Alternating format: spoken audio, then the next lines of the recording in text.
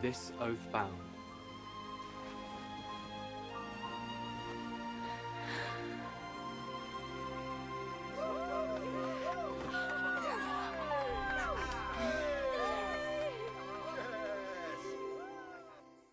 Let me look. Here's the wish list. Everyone who still has Leica on your Wilder wish list, you should take her off. She was a really good option for the very first week that we were all playing. I deeply regret putting her on my wish list because the reason I told everyone to put her on there was that she can really help you from like levels 0 to 100.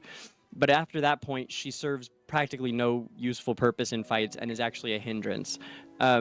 So you needed to take her off after about a week, but a lot of people forgot to, and I forgot to be telling people to do so.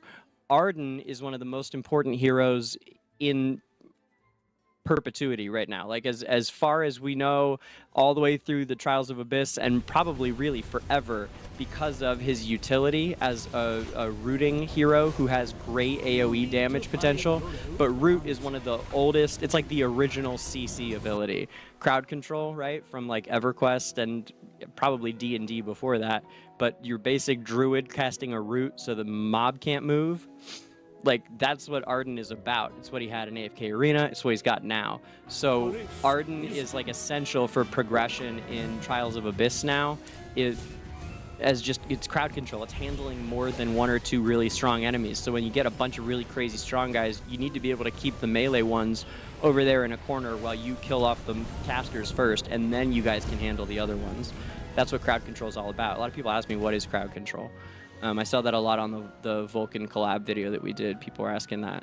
So, and then Parisa, super underrated hero. She's going to be part of my guide coming at you guys this coming week for battle drills. Parisa is a really, really valuable hero in the battle drills right now, for especially like anyone who's doing farming teams, right? Which is most people are going to be doing it with like you guys have some farming heroes and some boss heroes. Or if you have big discrepancies between the strength of your guildmates, like certain people may be all about farming. For me, working with all of our, you know, like our seriously big account players that we have at Analytica in the top group, like one of the biggest and most important roles that Zebo and I play is the farm teams. And Parisa is super strong for that. She's also really good for the multi-enemy boss fights.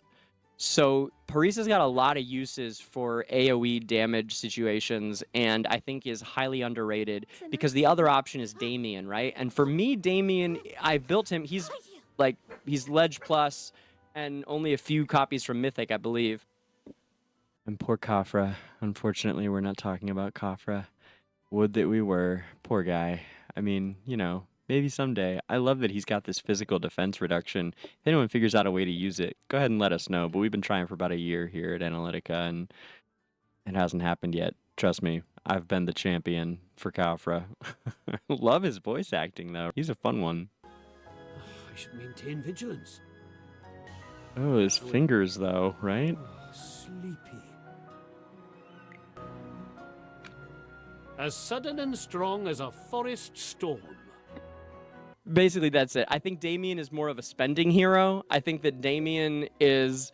He's really, really, really great for those end game PvP teams. And anyone that's like wailing hard or whatever, he's going to be an excellent part of your team. Or like the Florabelle team that's all summons, right? Where you're using Burial... Mythic Plus, so he's causing the like shadow versions of other heroes, and your Cecia, of course, and then Damien has his cart is another summon, and Florabelle's ability where she augments summoning heroes really, really well. That's a great situation for Damien, but again, that's more of like a spender team for any kind of, you know, near future. But I think that so like in the long run, of course, I'm building a Damien right now on my PTR account that's 30 million. But this account So those are, and I like having those two different ones as like an example of like, here are two different free-to-play accounts. They're just in different stages of the game, because the game is essentially a marathon, right? It's not a sprint. That's what gotchas are about, right? I've been playing AFK Arena for 4 years. You are playing to enjoy it for a long period of time, usually. So in that sense, it makes you can do a lot more getting a Parisa now if you are a low spender, normal spender, free player. A lot of players are free to play, I think. So it's something to consider. Obviously, there's no right answer. You need to find your own answer. If you really want that Damien PvP team, that's a great thing to build for. He is very strong at that, but it's very specific. I've tried him in a lot of PvE stuff. I have not found great places for him yet for me, for my teams, on either of my free play accounts. I have not found good uses for him besides that very specific scenario in those endgame PvP teams. So I think it's something to consider, maybe getting Parisa first. And no matter who you are, you should definitely have Ardan on your wish list. That's my Wilder A tier talk. AFK with DangerGrey. All right, let's pull some heroes.